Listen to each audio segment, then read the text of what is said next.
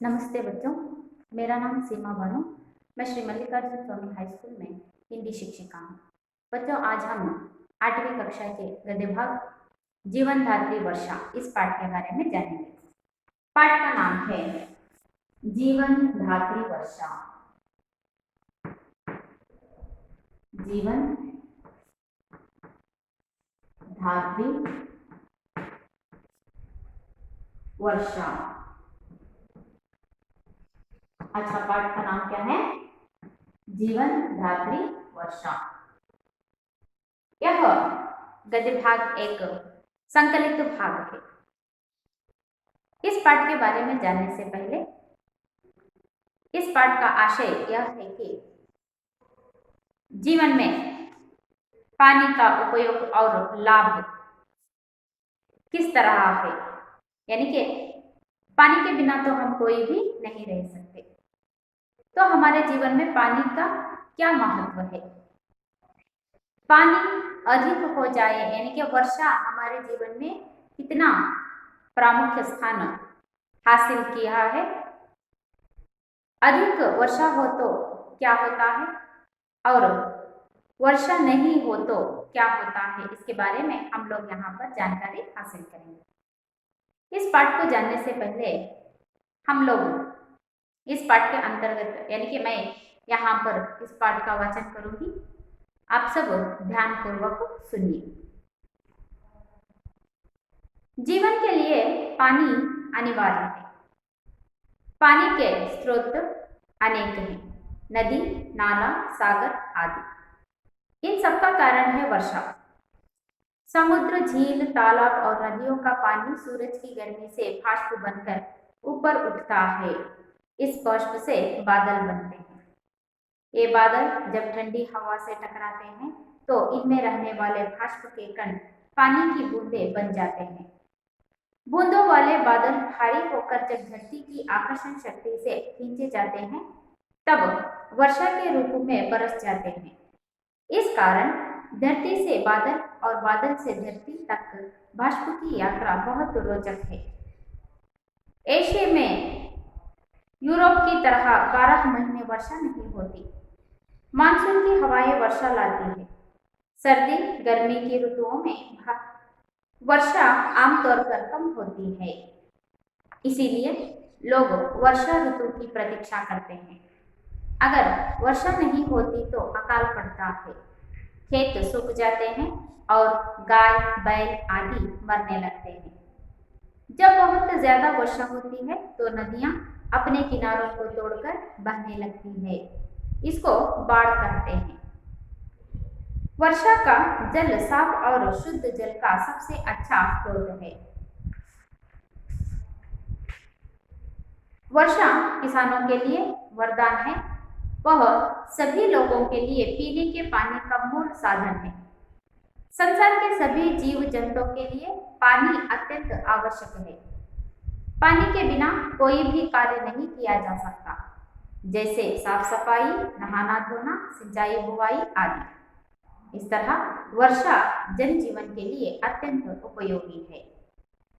जहाँ वर्षा नहीं वहाँ जीवन नहीं। बच्चों, आप लोगों ने पाठ को ध्यान से सुना, तो इस पाठ के बारे में जानने से पहले हम लोग इस पाठ के अंतर्गत यहाँ पर हम लोगों ने कई नए शब्दों को देखा, तो हम इन नए शब्दों के अर्थों को देखकर आगे बढ़ेंगे। तो इस पाठ के अंतर्गत आने वाले कुछ नए शब्दों में से पहला शब्द है मूल। मूल शब्द का अर्थ होता है आधार। मूल शब्द का अर्थ क्या होता है? आधार। अगला शब्द है नाला। नाला यानी कि पानी बहने का पतला सा मार्ग। पानी बहने का पतला मार्ग। झील, अगला शब्द है झील। झील शब्द का अर्थ होता है प्राकृतिक जलाशय। प्राकृतिक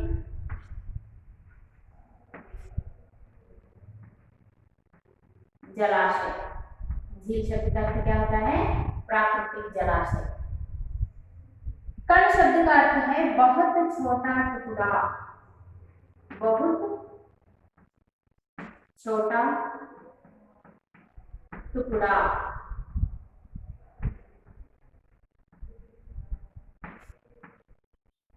बाष्प शब्द का अर्थ होता है भाप। बाष्प शब्द का अर्थ होता है भाप। अगला शब्द है आमतौर पर। आमतौर पर शब्द का अर्थ होता है साधारणता।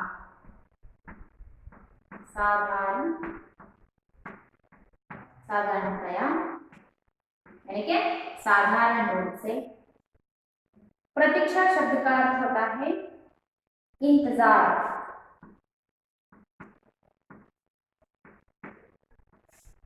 प्रतीक्षा शब्द का अर्थ क्या होता है? इंतजार। अकाल शब्द का अर्थ होता है सूखा। अकाल शब्द का अर्थ क्या होता है? सूखा। स्रोत यानी कि मूल धारा।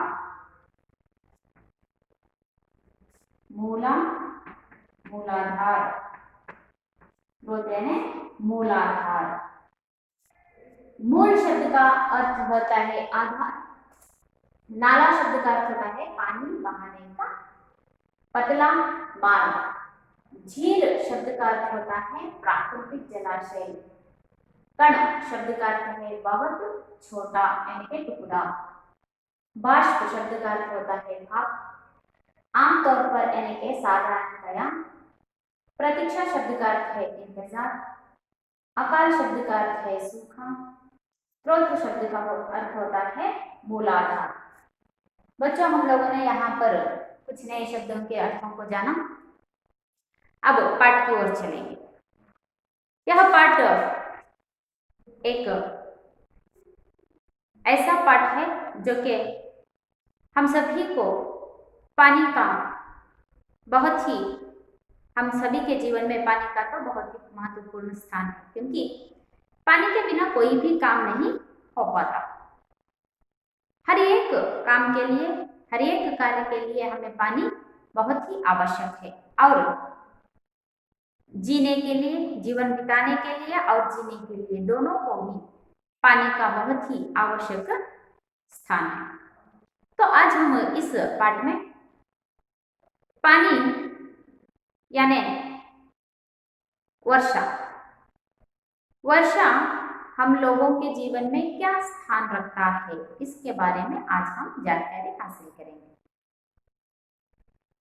ಈ ಒಂದು ಪಾಠದಲ್ಲಿ ಮಳೆಯ ಬಗ್ಗೆ ಹೇಳ್ತಾ ಇರುವಂತದ್ದು.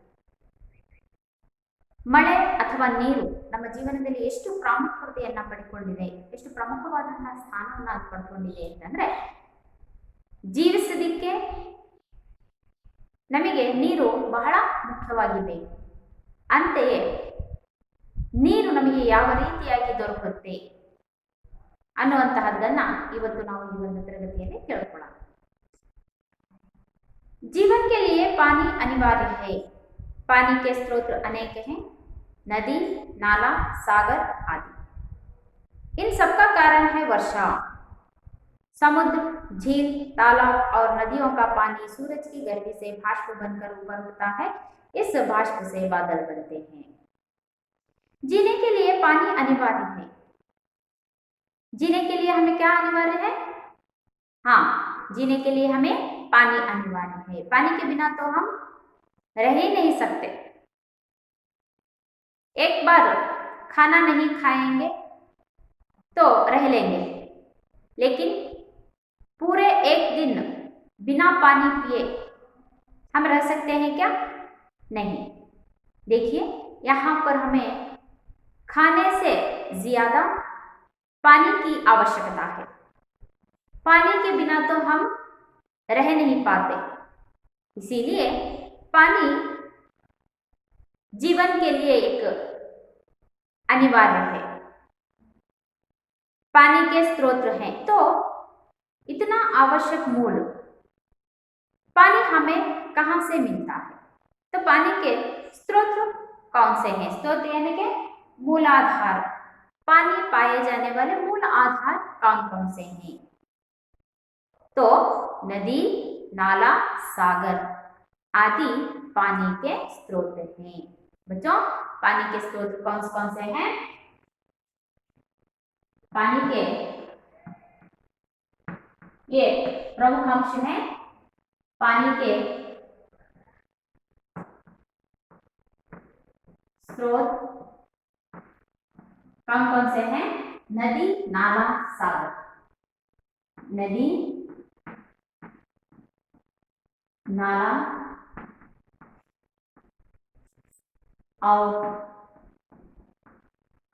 सागर पानी के स्रोत।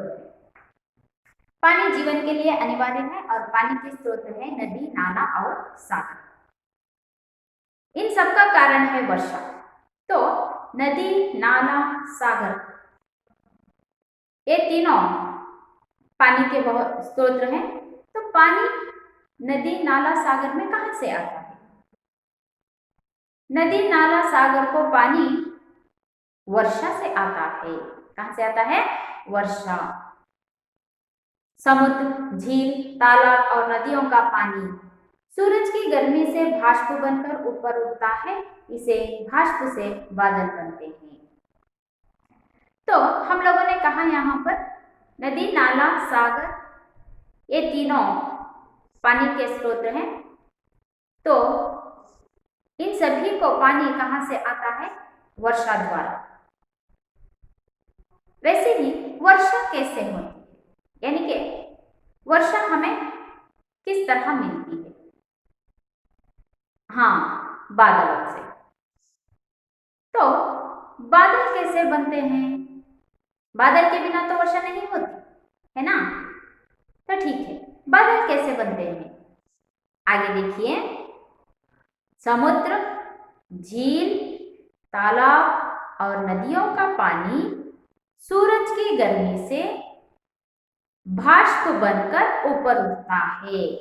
इस भाष्प से बादल बनते हैं। तो बच्चों, बादल कैसे बनते हैं?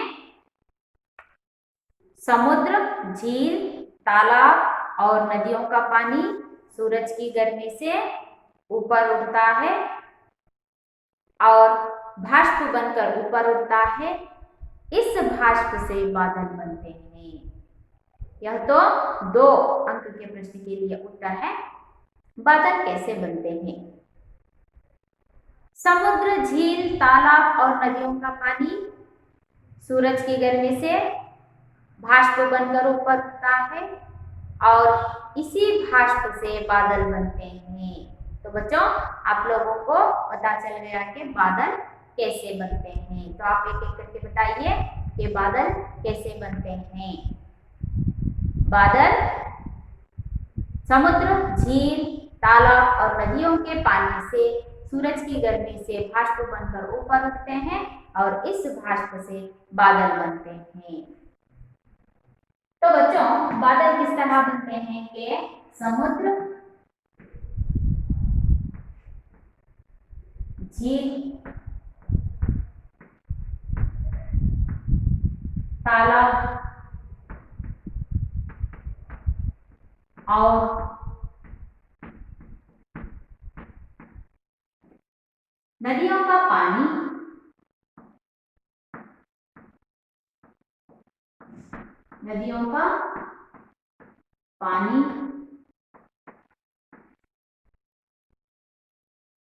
सूरज की गर्मी से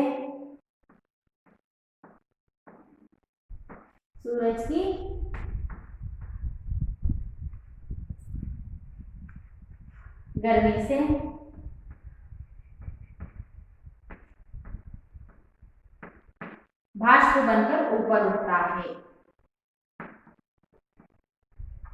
भाष्प बनकर ऊपर उठता है।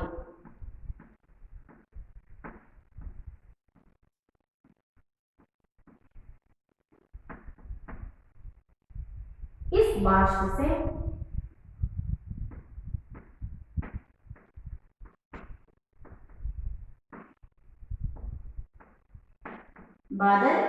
बनते हैं।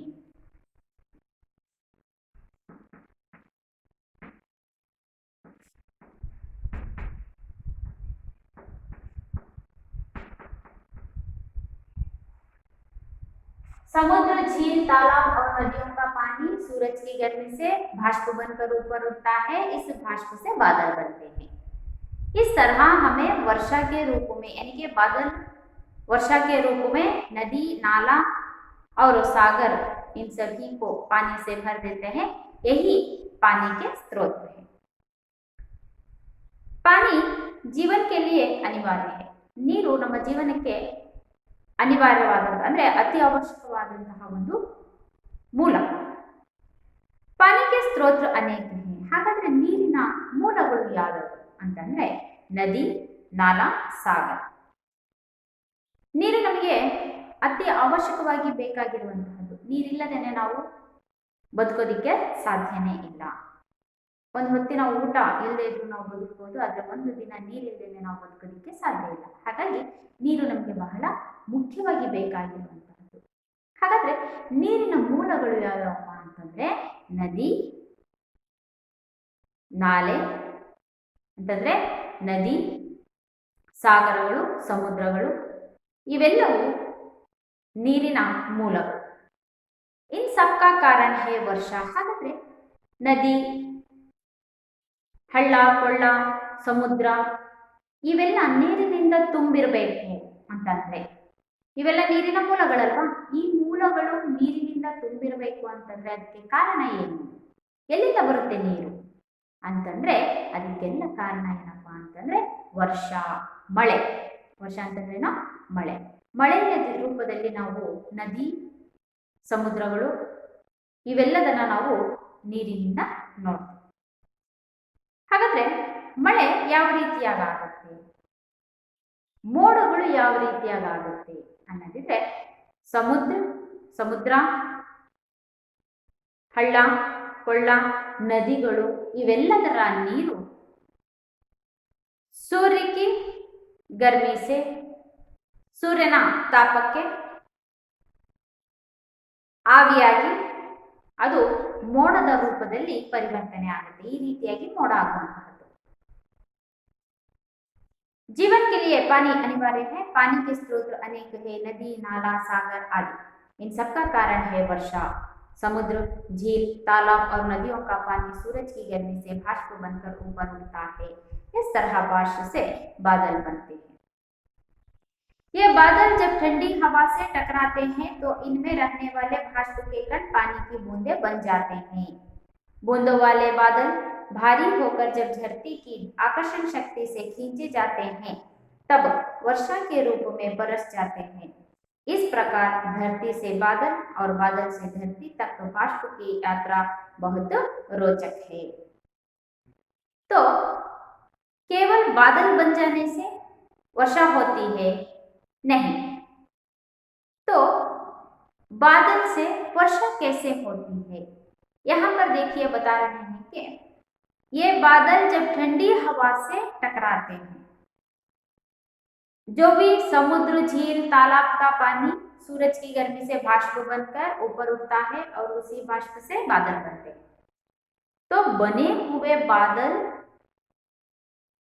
जब ठंडी हवा से टकराते हैं, के बंधे हुए बादल को ठंडी हवा टकराती है तो इनमें रहने वाले भाष्प के कण पानी की बूंदें बन जाती हैं। यहाँ पर भाष्प के कण जो बादल के रूप में परिवर्तित हो जाते हैं, वह बादलों को जब ठंडी हवा टकराती है तो उनमें रहने वाले भाष्प के कण पानी की बूंदें बन जाती हैं और बूंदों वाले बादल जब टकराए हुए ठंडी हवा से टकराए हुए बादल के बूंदों पानी बन जाते हैं तो पानी बंधे हुए बादल भारी होकर धरती की आकर्षण शक्ति से खींचे जाते हैं, तब वर्षा के रूप में बरस जाते हैं। बच्चों यहाँ पर देखिए किस तरह बादल बनते हैं, यानी कि समुद्र, झील, तालाब और नदियों का पानी सूरज की गर्मी से जब भाष्प बनकर ऊपर उठता है तो भाष्प से बादल बनते हैं। तब वही जब बूंदों वाले बादल को ठंडी हवा टकराती है, बूंदों वाले बादल को ठंडी हवा टकराती है तो बादलों में रहने वाले भाष्प के कण पानी की बूंदें बन जाती हैं और वही पानी वाले बूंदों को जब धरती की आकर्षण शक्ति से खींचे जाते हैं तब वर्षा के रूप में बरस जाते हैं। इस तरह वहां पर वर्षा होती है। बच्चों, आप लोगों को पता चला कि किस तरह वर्षा होती है। जब वर्षा के रूप में बरस जाते हैं, इस प्रकार धरती से बादल और बादल से धरती तक भाष्प की यात्रा बहुत रोचक होती है। इस तरह बादलों और बादलों का पानी धरती की आकर्षण शक्ति से खींचे जाता है और वही पानी सूरज की गर्मी से भाष्प बनकर बादल बनते हैं और बादलों से वर्षा होती है। इसी तरह धरती से बादल, बादल से धरती के रूप में वर्षा होते रहते हैं। इस तरह हमें वर्षा मिलती है, यानी कि पानी मिलता है। ಇಲ್ಲಿ ನಾವು ನೋಡಿದ್ವಿ ನೀರು ಆವಿಯಾಗಿ ಮೋಡ ಆಗುತ್ತೆ ಅಂತ ಹೇಳಿ. ಹಾಗಾದ್ರೆ ಮೋಡ ಆದ್ರೆ ಸಾಕ? ಮೋಡ ಆದ ತಕ್ಷಣನೇ ಮಳೆ ಆಗುತ್ತಾ? ಇಲ್ಲ. ಹಾಗಾದ್ರೆ ಆದಂತಹ ಮೋಡ ಮಳೆಯ ರೂಪದಲ್ಲಿ ಯಾವ ರೀತಿಯಾಗಿ ಧರತಿಗೆ ಅಂದ್ರೆ ಭೂಮಿಗೆ ಮತ್ತೆ ಬರುತ್ತೆ, ಮಳೆಯ ರೂಪದಲ್ಲಿ ಅದು ಯಾವ ರೀತಿಯಾಗಿ ಪರಿವರ್ತನೆ ಆಗುತ್ತೆ ಮೋಡ ಅನ್ನುವಂತಹದ್ದು ಅಂತಂದ್ರೆ, ये बादल, ಆ ಮೋಡಗಳು जब ठंडी हवा से टकराते हैं, ಆ ಮೋಡಗಳಿಗೆ ತಣ್ಣನೆಯ ಗಾಳಿ ಸೋಕಿದಾಗ इनमें रहने वाले ಆ ಮೋಡಗಳಲ್ಲಿ ಇರುವಂತಹ ಭಾಷ್ಪಕ್ಕೆ ಕಣ, ಆ ಭಾಷ್ಪದ ಕಣಗಳು ಏನು ಆವಿಯಾಗಿ ಗಟ್ಟಿಯಾಗಿರುತ್ತಲ್ವಾ, ಆ ಒಂದು ಮೋಡದಲ್ಲಿರುವಂತಹ ಕಣಗಳು ಏನಾಗುತ್ತೆ ಅಂತಂದ್ರೆ ಪಾನಿ ಕಿ ಬೂಂದೆ ಬನ್ ಜಾತಿ है, ಅದೇನಾಗುತ್ತೆ ಸಡಿಲ ಆಗುತ್ತೆ. ಆ ಮೋಡದಲ್ಲಿರುವಂತಹ ಕಣಗಳೇನಾಗ್ತವೆ, ಸಡಿಲ ಆಗ್ಬಿಟ್ಟು ನೀರಿನ ಹನಿಗಳಾಗುತ್ತೆ. ಆ ಬೂಂದೋ ವಾಲೆ ಬಾದಲ್, ಆ ನೀರಿನ ಹನಿಯನ್ನ ಹೊತ್ಕೊಂಡಿರುವಂತಹ ಆ ಒಂದು ಮೋಡಗಳೇನಾಗುತ್ತೆ ಅಂತಂದ್ರೆ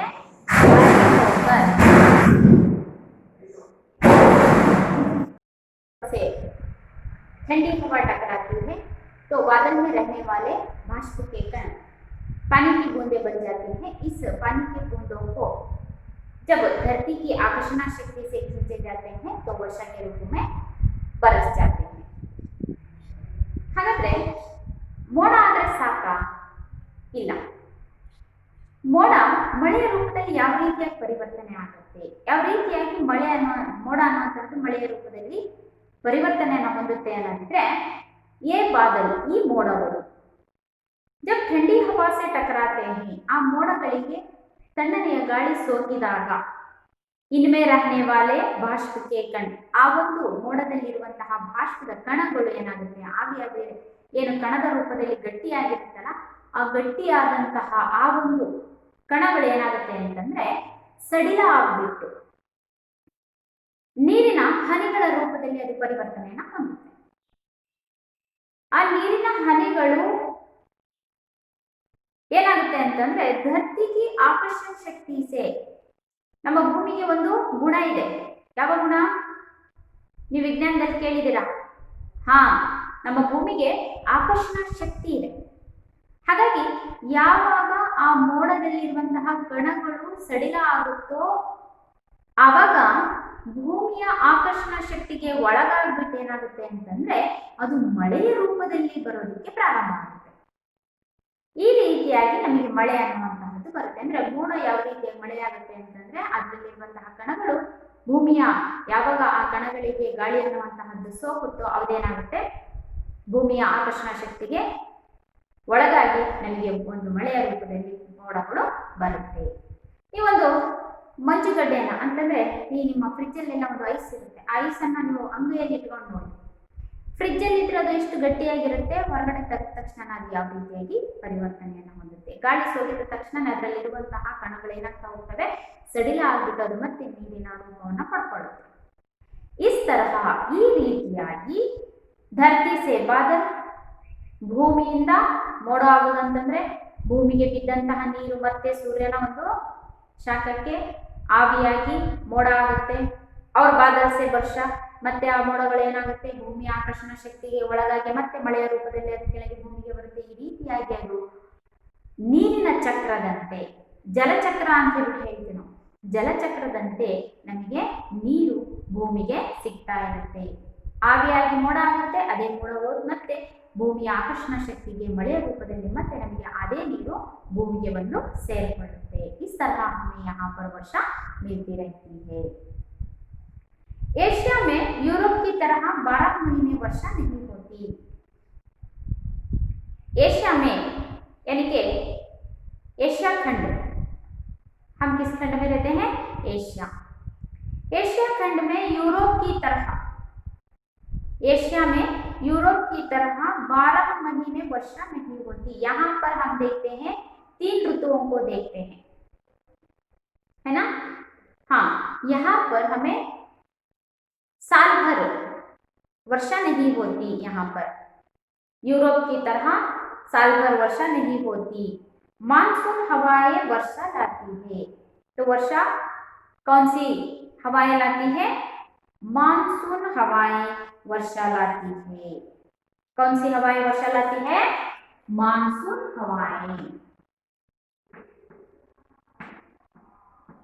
मानसूनी हवाएं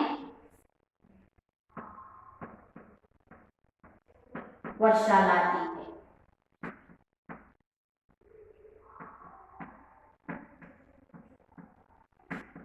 मानसूनी हवाएं वर्षा लाती है यूरोप की तरह एशिया में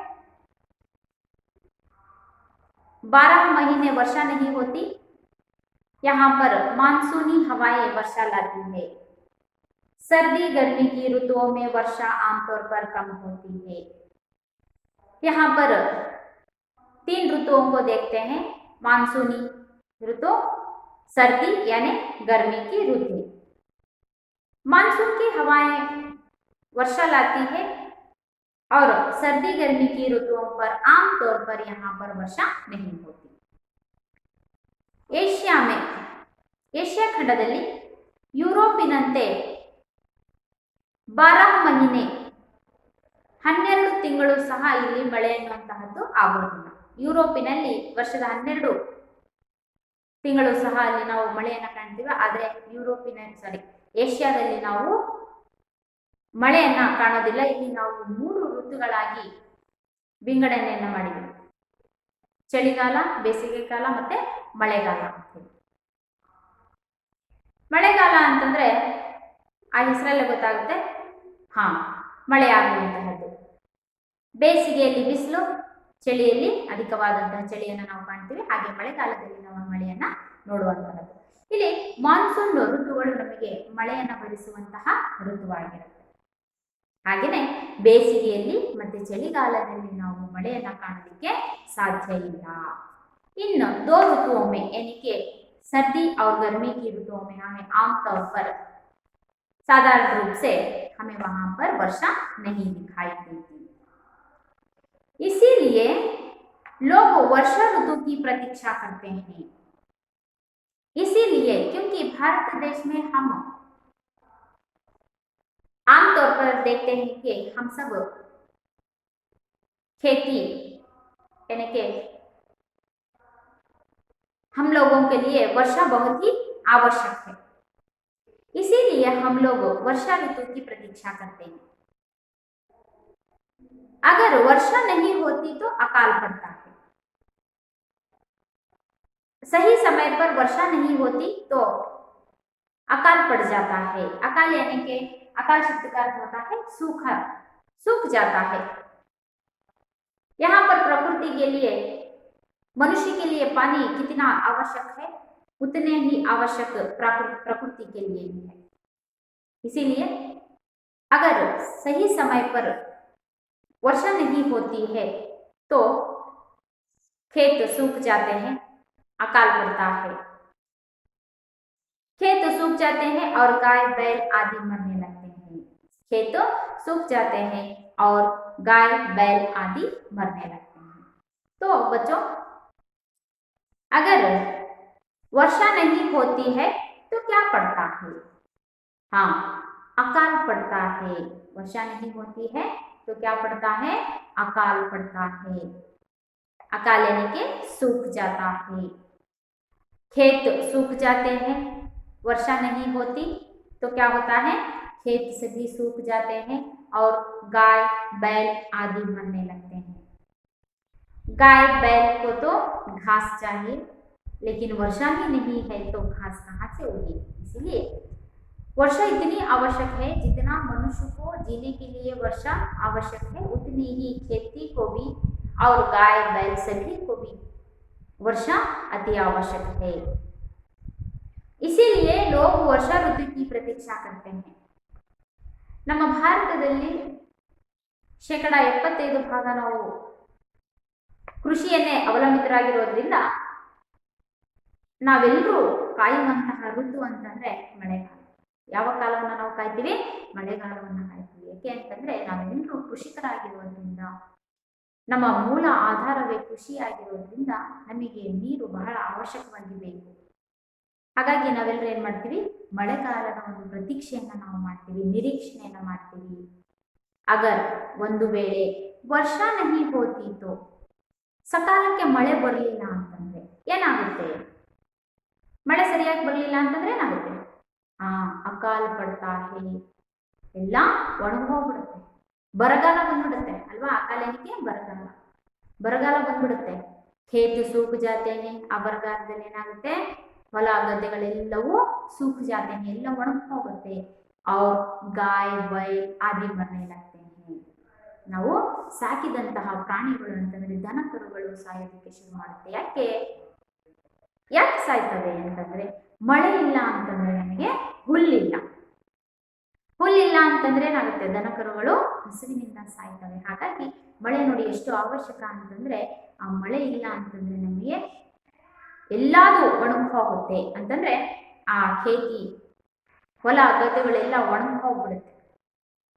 ಗಾಯ ಬೈಲ್ ಮರನೆ ಲಾಗ್ತೆ ಹೇ, ಪ್ರಾಣಿಗಳು ಸಾಯೋದಕ್ಕೆ ಶುರು ಮಾಡ್ತವೆ, ಅಂದ್ರೆ ಸಾಯ್ತವೆ. ಜಬ್ ಹಾಗಾದ್ರೆ ಮಳೆ ಜಾಸ್ತಿ ಕಡಿಮೆ ಆಯ್ತು ಅಂತಂದ್ರೆ ಬರಗಾಲ ಬರುತ್ತೆ.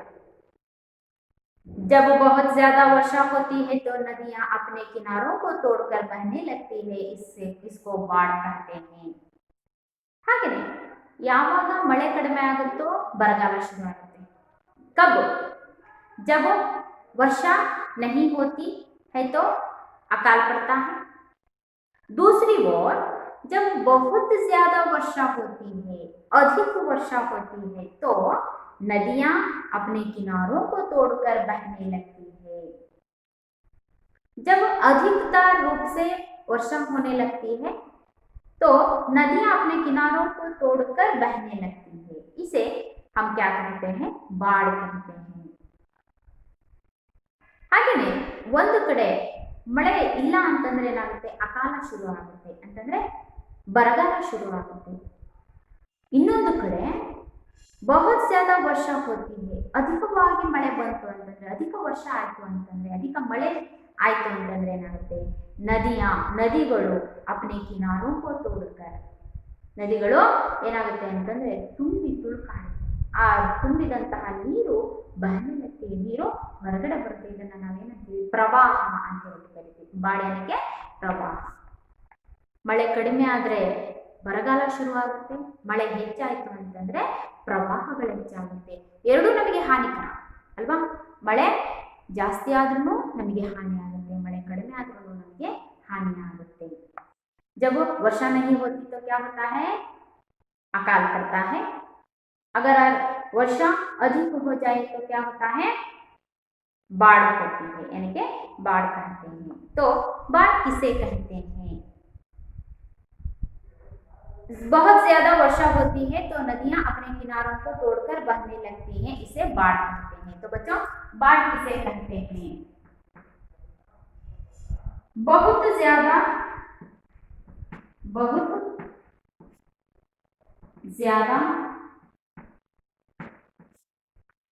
वर्षा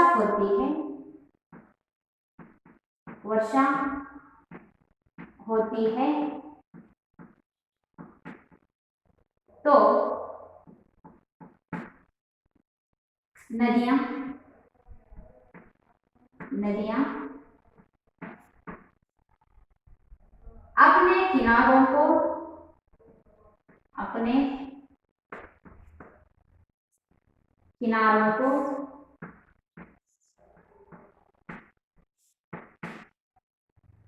तोड़कर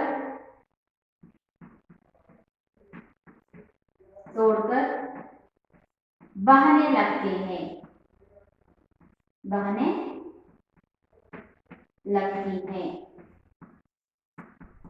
इसे क्या कहते हैं? हाँ, बाढ़।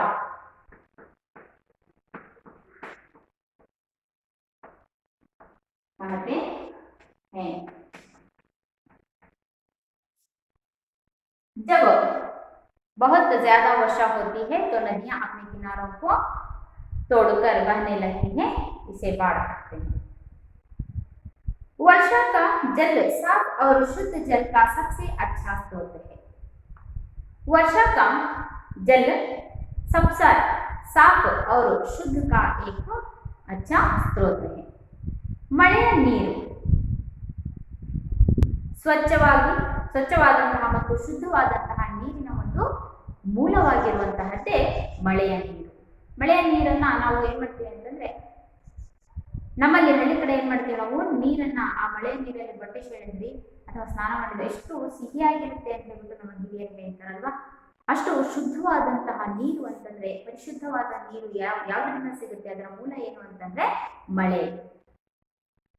वर्षा किसानों के लिए वरदान है और वह सभी लोगों के लिए पीने के पानी का मूल साधन है। वर्षा किसानों के लिए वरदान है, भगवान का दिया हुआ एक देन है। वर्षा नहीं होती तो किसान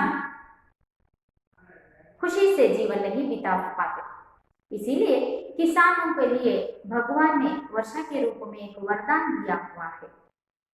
वह सभी लोगों के लिए पीने के पानी का मूल साधन है। हम सभी लोगों को पीने के पानी का एक मूल साधन होता है वर्षा।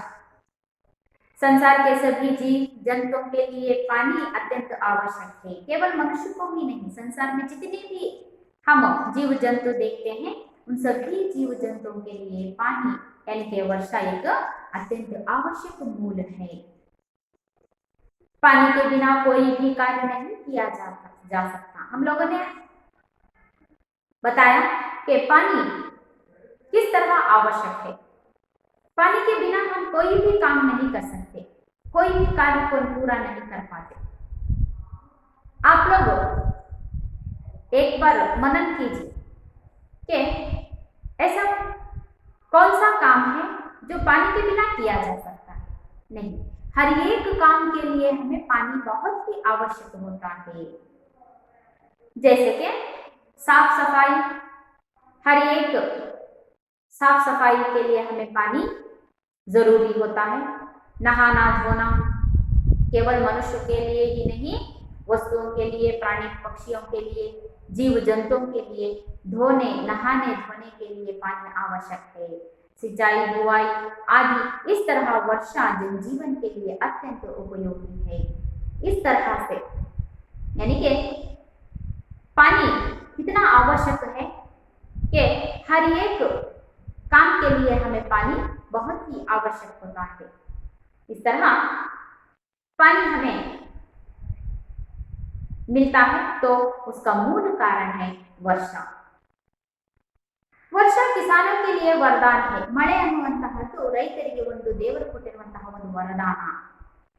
वह सभी लोगों के लिए पीने के पानी का मूल साधन है.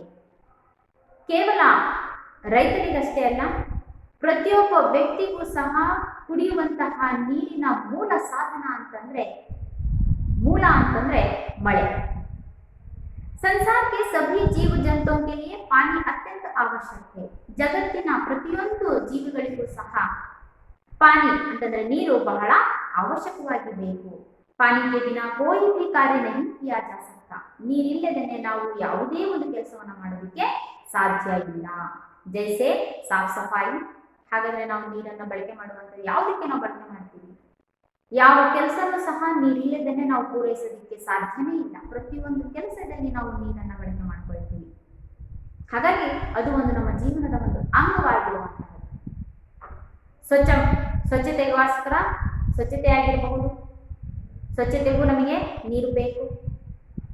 ದನ ಕರುಗಳಿಗೆ, ಮನುಷ್ಯರಿಗೆ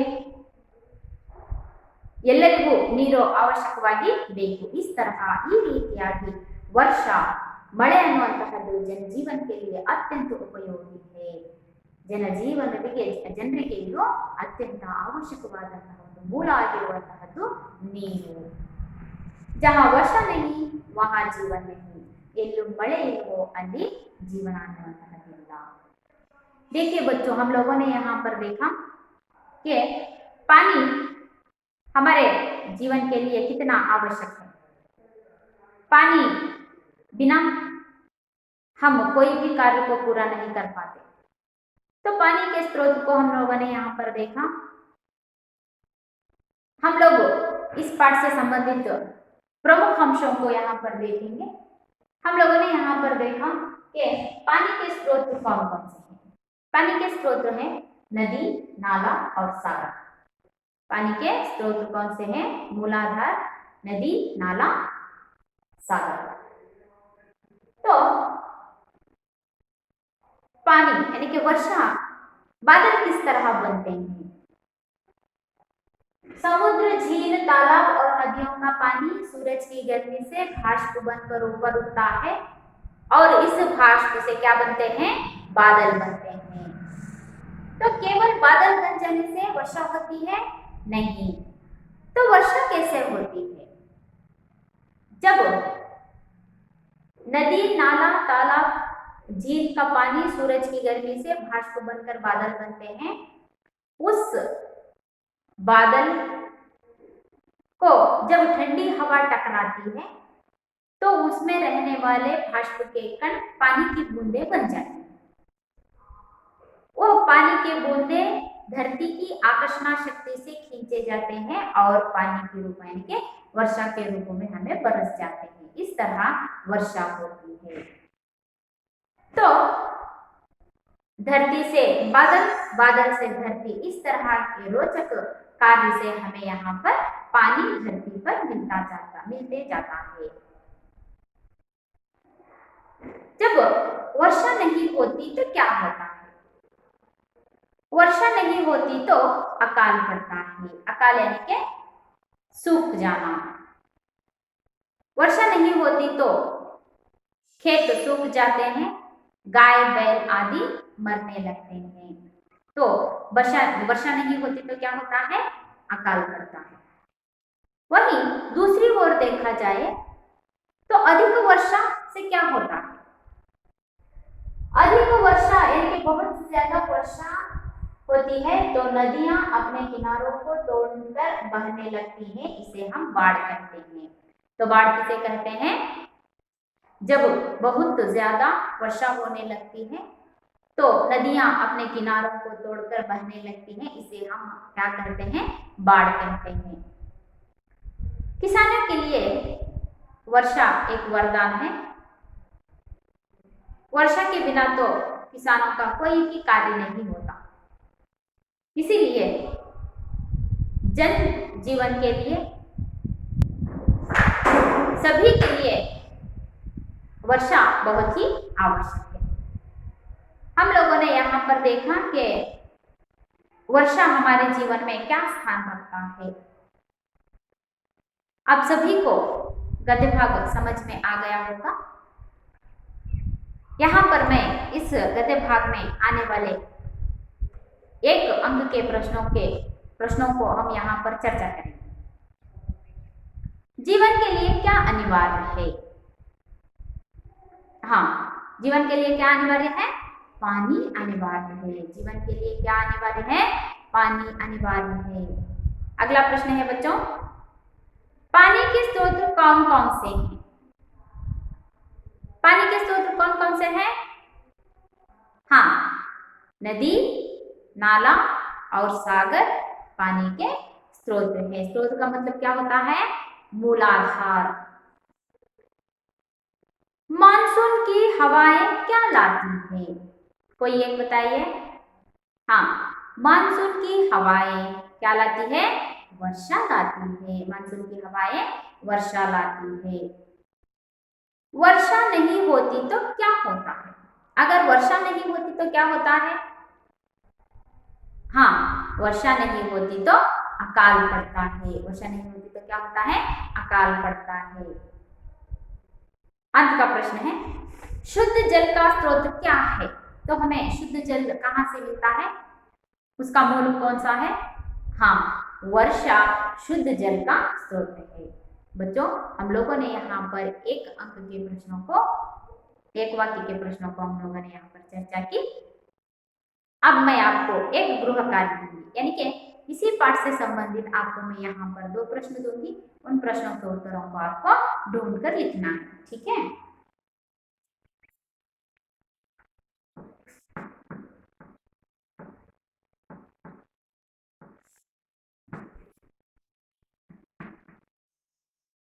बादल कैसे बनते हैं?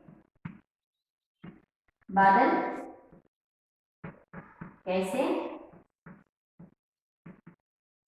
बनते हैं? बादल कैसे बनते हैं? अगला शब्द है, बाढ़ किसे कहते हैं? बाढ़ किसे कहते हैं?